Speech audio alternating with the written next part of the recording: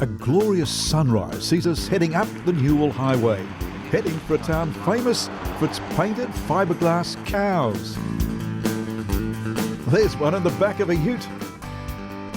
And as we head into Shepparton, Victoria, we start spotting them everywhere. Giddy up! Woohoo!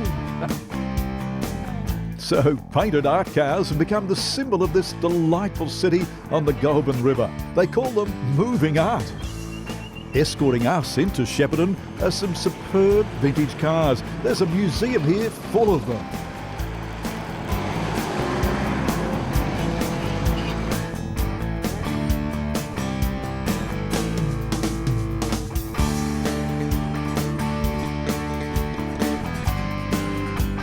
And while Shepparton certainly has its attractions, it's the art cows that I want to check out first. The artist charged with keeping the cows looking good is known as Tank. How are you, mate? Now, you're the cow doctor. All damaged cows come here to your property on the outskirts of Shepparton. 100 3D life-size fiberglass cows. I'm the cow fixer.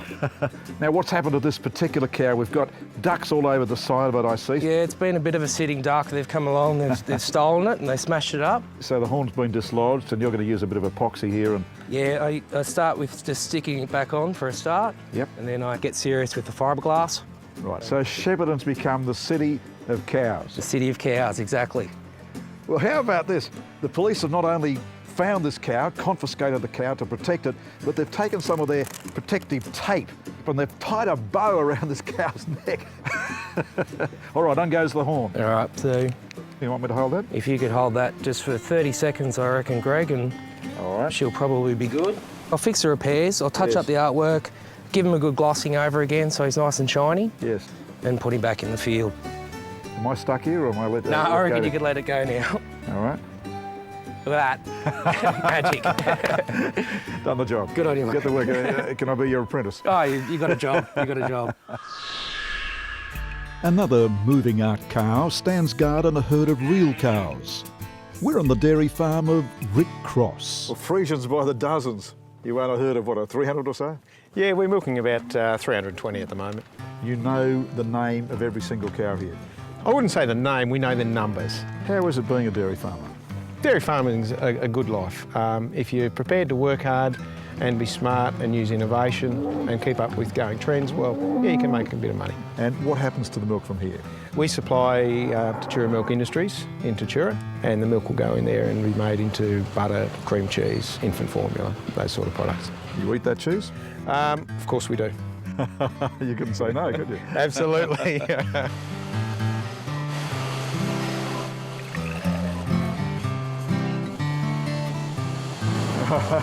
Rick, we don't get it any fresher than that, do we? No, this is a real thing, Greg.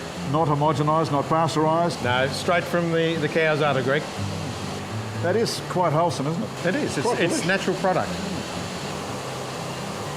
And of course, the process we've been watching here today, the cows have come in, you've got modern machinery that's sucked the milk out of them, automated, and you're pushed through these 320 cows almost single-handedly. We will. It'll take one person about an hour and a half to milk the cows.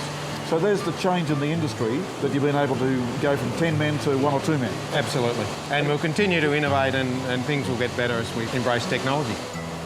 Cheese is fantastic. It's good. Milk's great. Milk is good. White gold, Greg. Travelers. The orchards around Shepparton are perfect for apples. Today we're picking Sundowner apples with Andrew Plunkett.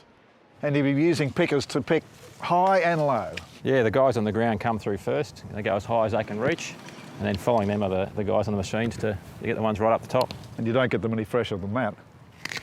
Yeah, eat a lot of apples every day. Every day? You've got to keep trying them to make sure what we're selling is good.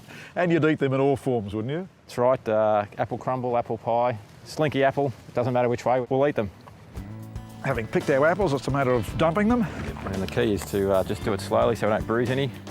Here's a bin, of course. What would a bin like this hold? How many About 400 kilos of apples. And what do you reckon about numbers? How many apples would you pick in any one season? We've picked about 17,000 this year, and that equates to just over 40 million apples, or 40 million pieces of fruit. 40 million apples. And tell me this, if one apple a day keeps the doctor away, what do 40 million of them do? Well, that should be 2 for everybody in Australia, so. Apples, apples, apples. We watch as some of those 40 million apples are cleaned and sorted in Andrew's huge shed. A prelude to tasting a mix of apples and chocolate.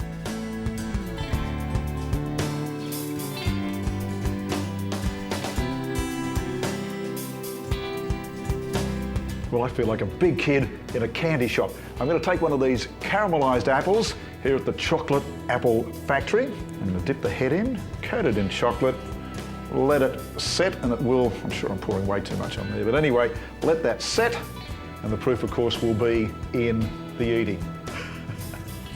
So a moving art cow in an apple orchard with a freshly made chocolate apple. Great way to end our trip to Shepparton.